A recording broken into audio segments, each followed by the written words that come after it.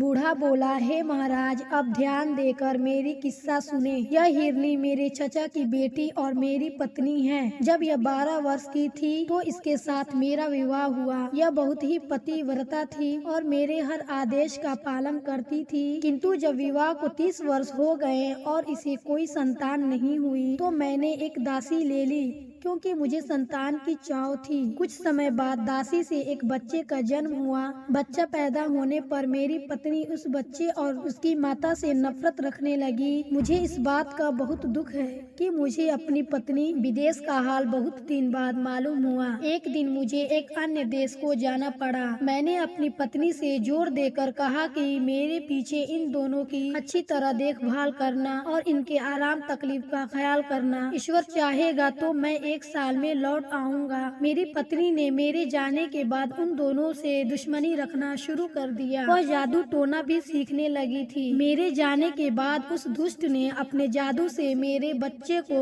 गाय का बछड़ा बना दिया और उसे मेरे नौकर ग्वाले के सुपुर्द कर दिया कि अपने घर ले जाकर इसे खिला पिला कर मोटा ताजा कर दे। इसी प्रकार उसने मेरी दासी को जादू के जोर से गाय बना दिया और उसे भी ग्वाले के घर भेज दिया। विदेश से वापस आकर मैंने अपने पत्नी से अपने बेटे और उसकी माँ के बारे में पूछा। उसने कहा कि तुम्हारी दासी तो मर गई है और तुम्हारे बेटे को मैंने 2 महीने से नहीं देखा। मालूम नहीं वह कहाँ चला गया। मुझे अपनी दासी के मरने का बड़ा दुख हुआ, लेकिन सब्र करके बैठ गया। लेकिन मुझे उम्मीद थी कि कभी न कभी बेटे से मिलूंगा। 8 महीने बाद ईद का त्योहार आया। मेरी इच्छा हुई कि इस त्योहार पर मैं किसी पशु का कुर्बानी करूं। मैंने अपने ग्वाले को बुलाकर कहा कि कुर्बानी के लिए एक स्वस्थ गाय ले आ। संयोग से वह मेरी दासी ही ले आया, जो जादू के जोर से गाय बन गई थी। मैंने उसे कुर्बानी करने के लिए उसके पैरों को बांधा तो वह बड़े दुखी आवाज में डकारने लगी और उसकी आंखों से आंसू की नदी बहने लगी। उसका यह हाल देखकर मुझे उस पर दया आ गई और मुझसे उसके गले पर छुरी न चल सकी। मैंने ग्वाले से कहा कि इसे ले जा और कुर्बानी के लिए दूसरी गाय ले आ। यह सुनकर मेरी पत्नी बहुत गुस्सा हुई और कहने लगी कि इसी गाय की कुर्बानी की जाएगी। मैं अजीब सोच में पड़ा। अंतिम में मैंने छुरी ग्वाले को दे दी और कहा, मुझसे इस गाय पर छुरी नहीं चलती, तू ही इसको कुर्बान कर दे। ग्वाले को गाय के रोने चिल्लाने पर दया न आई और उसने छुरी फेर दी। जब गाय की खाल उतारी गई तो सबने देखा कि उसके अंदर ढांचा मात्र है, मांस का कहीं पता नहीं। कारण यह था कि गाय तो केवल जादू के कारण थी। मैं उसे ग्वाले पर नाराज हुआ कि गाय को ऐसी दशा में क्यों रखा कि वह ऐसी दुबली पतली हो गई। मैंने गाय ग्वाले ही को दे दी और कहा, तू इस अपने ही काम में ले ले। मेरे कुर्बानी करने के लिए कोई बछड़ा ही ले आ, किंतु वह मोटा ताजा होना चाहिए, इस गाय की तरह नहीं। ग्वाला जल्द ही एक मोटा ताजा बछड़ा ले आया। बछड़ा देखने में भी बहुत सुंदर था, लेकिन उस बछड़े के बारे में मुझे मालूम न था कि यह मेरे ही बेटा है। लेकिन उसे देखकर मेरे दिल में प्रेम उमड़ने लगा और वह बछड़ा भी मुझे देखते ही रस्सी तुड़ाकर मेरे पैरों पर गिर पड़ा। इस बात से मेरे दिल में प्रेम का स्रोत और जोर से उबलने लगा और मैं सोचने लगा कि ऐसे प्यारे बछड़े को कैसे कुर्बान करूं। इन भावनाओं ने मुझे परेशान कर दिया। उस बछड़े की आंखों से आंसू बहने लगे। इससे उसके प्रति मेरा प्यार और उमड़ा और मैंने ग्वाले से कहा कि इस बछड़े को वापस ले जाओ, इसकी जगह कोई दूसरा बछड़ा ले आ। इस पर मेरी पत्नी ने कहा कि तुम इतने मोटे ताजे बछड़े की कुर्बानी क्यों नहीं करते। मैंने कहा कि यह बछड़ा मुझे बड़ा प्यारा लगता है और मेरा जी नहीं करता है कि इसको कुर्बान करूं। तुम इसके लिए कुछ जोर मत दो। लेकिन उस दुष्ट ने तकरार जारी रखी और उसको ही कुर्बान करने पर जोर देती रही। मैं उसकी बहस से तंग आकर छुरी लेकर पुत्र की गर्दन काटने चला। उसने फिर मेरी ओर देखकर आंसू बहाए।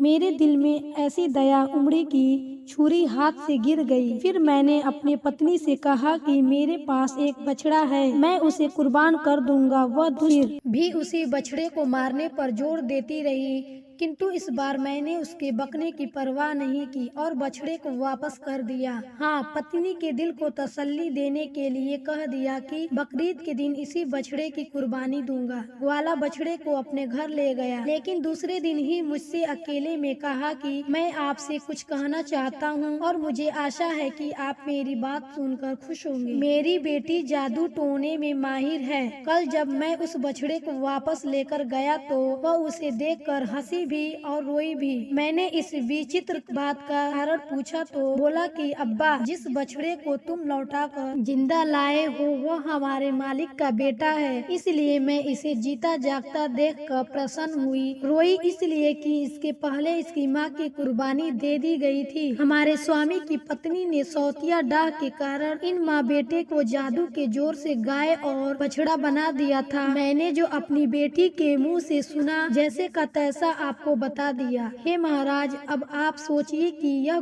किस्सा सुनकर मेरे मन में कितना गहरा दुख उठा होगा। मैं कुछ देर होकर चुप रहा, फिर ग्वाले के साथ उसके घर पर चला गया ताकि इस किस्सा को उसकी बेटी के मुंह से सुनूं। सबसे पहले मैं उसकी पशुशाला में गया ताकि अपने बछड़ा बने हुए पुत्र मैं उस पर हाथ फेरूं। इसके पहले ही वह मेरे पास आकर इतना लाड़ करने लगा कि मुझे विश्वास हो गया कि यह मेरा पुत्र ही है।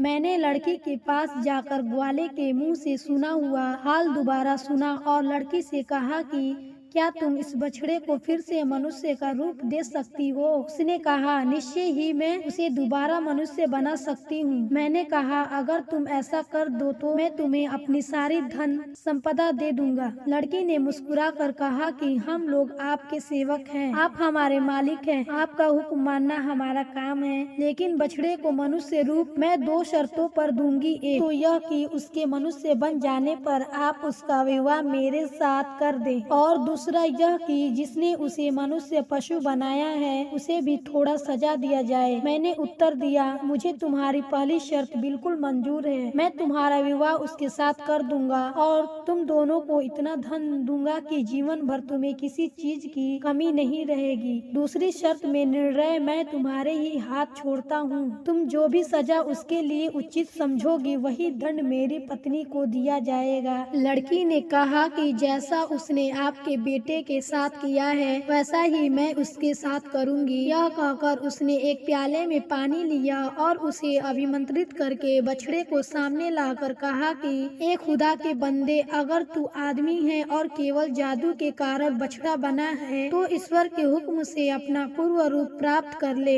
यह कहकर उसने अभिमंत्रित जल उस पर छिड़का और वह तुरंत ही मनुष्य रूप में आ गया। मैंने उसे छाती से लगाया और गदगद स्वर में उससे कहा कि इस लड़की के कारण ही तुमने फिर से मानव देह पाई है। तुम इसका एहसान चुकाओ और इसके साथ विवाह कर लो। लड़की ने इसी प्रकार जल को अभिमंत्रित करके मेरी पत्नी को हिरनी का रूप दे दिया। मेरे बेटे ने उस कन्या के साथ विवाह किया, किंतु दुर्भाग्यवश थोड़े ही समय के बाद मर गई। मेरे बेटे को इतना दुख हुआ कि वह देश छोड़कर कहीं चला गया। बहुत दिनों तक मुझे उसका कोई खबर नहीं मिला। अब मैं उसे ढूंढने निकला हूँ। मुझे किसी पर इतना भरोसा नहीं था कि अपनी हिरनी बनी हुई पत्नी को उसके पास छोड़ता, इसलिए मैं उसे अपने साथ लिए हुए देश देश अपने बेटे की खोज में घूमता हूँ। यही मेरी और इस हिरनी की कहानी है। अब आप खुद फैसला कर ले कि यह घटना विचित्र है या नहीं। महाराज ने कहा, निसंदेह विचित्र है। मैंने व्यापारी के अपराध का 1/3 हिस्सा माफ कर दिया।